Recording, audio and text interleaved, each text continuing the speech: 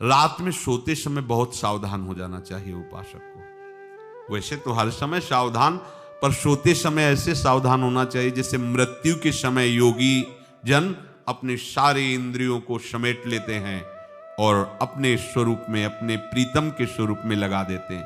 तुम रोज शयन के समय ऐसा अनुभव करो, मैं नींद में जा रहा हूं या मृत्यु में जा रहा हूं, इसमें कोई फर्क नहीं पड़ता। पता नहीं आंख खुले कि ना खुले। कितने ऐसे हैं कि सोते ही रह गए।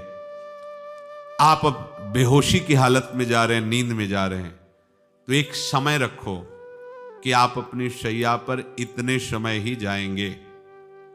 एक नियत समय रखो। हमने देखा है साधकों का एक समय होता है कि 10 बजे हमें लेट जाना है, सोना नहीं, लेट जाना है और लेटे हुए भगवत चिंतन करना। आप जब सो गए तो सो गए, नहीं सो गए तो उसमें हमें टेंशन नहीं लेना कि अभी नींद नहीं आई, 10:30 बज गए, 11 बज गए, ये नहीं। आंख मूंदी, मंत्राकार वृत्ति, तो बिना नींद की गोली के सो जाओगे। यह है ऐसा। भजन में मन लगाओ, सो जाओगे। जिनको नींद ना आती हो उनके लिए सही दवा है, आप नींद का चिंतन न करके प्रभु का चिंतन करने लगो। देख लेना आप कब सो गए पता नहीं चले। और अगर सौभाग्य से नींद ना आई तो नींद में जो इंद्रियों को पुष्टता मिलती है वो होता है संसार का विस्मरण। नींद में खास बात क्या होती है कि संसार का चिंतन छूट जाता है, फिर वो मस्त हो जाता है।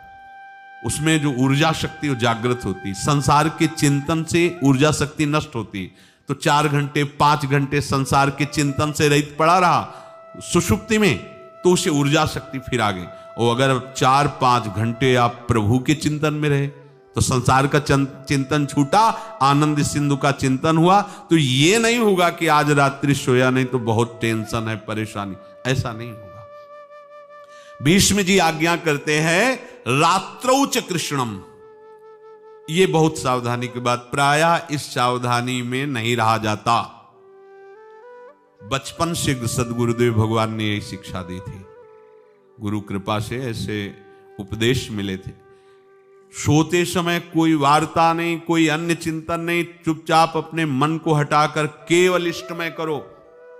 कब नींद आ जाती इसकी चिंता मत करो, इष्टाकार वृत्ति करके ही सोना चाहिए। तो आगे जो लिखा है पुनरुत्थिताय, जब उठो तब वैसी वृत्ति, तो कुछ दिन बाद स्वाभाविक हो जाएगी, स्वाभाविक हो।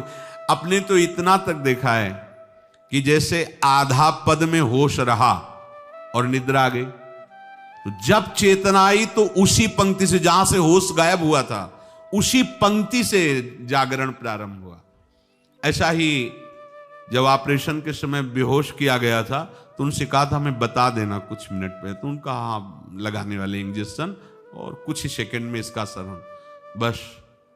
तो जो पद चलाया था, जब होश आया था तो वही पद चल रहा था, मतलब बेहोशी में वो पद अपना अधिकार किए हुए था। ऐसे नींद भी तुम्हारी भजन हो जाएगी, समाधि हो जाएगी, यदि आप सोते समय प्रभु का चिंतन करें। बहुत ही सावधानी की बात है। यदि इस जन्म में परम लाभ लेना चाहते हो तो इस श्लोक को अपना जीवन बनाओ। कृष्णव्रताः, हमारा जीवन का एक ही व्रत है कि हम अपने प्रीतम का भजन नहीं छोड़ेंगे, अखंड भजन। हमें ये नहीं देखना कि उपांशु मानसी को इसमें कितने गुना, हमें गुना बुना नहीं देखना। हमें अपने प्रभु को बोलना नहीं। भजन में मन नहीं लग रहा, पद गा रहे हैं, जोर जोर से चिल्ला रहे हैं, नाम कीर्तन, हमें अपने प्रभु से जुड़े रहना है। कृष्ण व्रताः कृष्ण मनुस्मरन्तो, हमारा निरंतर स्मरण चले, बस ये प्रयास रखना है। जब निरंतर स्मरण की बात कह दी तो फिर आगे कुछ कहना नहीं चाहिए, पर खास बात इसीलिए कहा जाता है कि आप समझ जाओ। रात्रौ च, जब कोई भी ब्रह्मचारी, कोई भी उपासक, कोई भी बैरागी त्यागी महात्मा सोते समय असावधान हो गया तो उसकी रात्रि बहुत गलत जाएगी। खास जब आप सैया पे शयन करते उस समय असावधानी हुई तो विकार छा जाएगा, ध्यान रखना। आपका चिंतन गलत हो जाएगा, आपकी चेष्टा गलत हो जाएगी। जागृत में ना सही तो स्वप्न में। आप सावधान उस समय जरूर रहिए। और उतना ही विश्राम कीजिए जितना आवश्यक हो। व्यर्थ में करवटें मत बदलिए, ये उपासक का स्वरूप नहीं होता। रोगी है तो बात अलग है, बड़े असाध्य रोगों से, नहीं तो ऐसी दिनचर्या नहीं होनी चाहिए। कै बजे? 3:30, अभी आधा घंटा तो है, फिर कमर ओढ़ लिए, ये साधक का नहीं होता। उचित समय, जो मान लो 4 घंटा विश्राम का, तो अब ये नींद का विषय आओ या ना हो, हम तुम्हारे लिए पुष्प बिछा के नहीं बैठेंगे कि आ जाओ आ जाओ आ जाओ। नहीं आई तो अब ये नहीं गया, अब इतने समय नहीं आई थी, अब 4 बजे उठने के समय कैसे नहीं, ये फेंका। उसमें विचार नहीं किए, पहले फेंको और सैया से नीचे उतरो, भूमि को प्रणाम करो, आगे बात नहीं। वो फिर आपको ऐसा होता है 10 मिनट में तो कोई बात नहीं, 10 वो पार कर देगा, घंटा दो। रात्रौ च कृष्णम पुनरुत्थिताय, ये नियम लीजिए। सोते समय आप बिल्कुल मृत्यु दशा की स्थिति लाइए, जैसे मरने वाला नहीं होता, सब जगह से मन हटाकर। और सच्ची है, पता नहीं आंख खुले कि ना खुले, ये बड़ा धोखे का जीवन है। ये ऐसे हजारों लोग सोए और सोते ही रह गए। हमको धोखे में नहीं रहना। सुबह जग जाएंगे तो फिर भजन करेंगे, लेकिन हम बिल्कुल तैयारी में। तो जब ये था कि किडनी कभी भी फेल हो सकती, तो हमें ज्ञान तो था नहीं ऐसा उस समय, तो हम रात्रि में जब शयन का सो, तो कपड़े कौन थे, कोई पैंट शर्ट थोड़ी था, सब हटा चला, ऐसे रज लगाई, राधा वल्लभ जी को ऐसे बांधा, चरणामृत लिया, पूरी तैयारी में, क्योंकि पास कोई था नहीं। तो ये होता था कब मर जाए, कैसे बताएं कितना सुख, एकदम युगल चरणारविंद में तदाकार होते ऐसे। वो इसीलिए कहते हैं कि प्रतिकूलता और अव्यवस्था और दुख, ये भगवत प्राप्ति का प्रधान साधन है। अव्यवस्था, प्रतिकूलता और दुख, ये अभ्यास उसी से।